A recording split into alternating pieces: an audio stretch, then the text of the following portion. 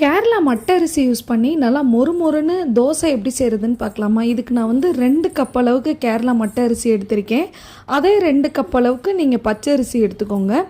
உளுந்து வந்து அரை கப்புலேருந்து 3/4 கப் வரைக்கும் சேர்த்துக்கலாம்.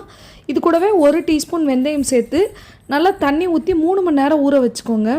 இது ஊறினதுக்கப்புறமா நல்லா கழுவிட்டு தண்ணியெல்லாம் வடிச்சிட்டு கிரைண்டர்லேயோ இல்லை மிக்சிலேயோ சேர்த்து நைஸாக அரைச்சி எடுத்துக்கணும். இப்போ அரைச்சதுக்கப்புறமா இதில் வந்து நல்லா தண்ணி உப்பு சேர்த்து கைட்டே கரைச்சி வச்சுருங்க.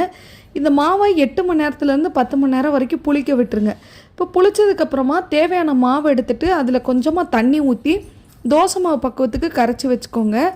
இப்போ தோசைக்கல்ல சூடு பண்ணி இந்த மாவில் தோசை ஊற்றிட்டு சுற்றி நல்லா எண்ணெயோ இல்லை நெய்யோ விட்டுருங்க. இது நல்லா கிறிஸ்பியாக வர வரைக்கும் வேக விடணும். அப்போ தான் தோசை உங்களுக்கு நல்லா முருகலாக கிடைக்கும். நல்லா வெந்ததுக்கப்புறம் எடுத்தீங்க அப்படின்னா முருகலான கேரளா மட்டை அரிசி தோசை ரெடி.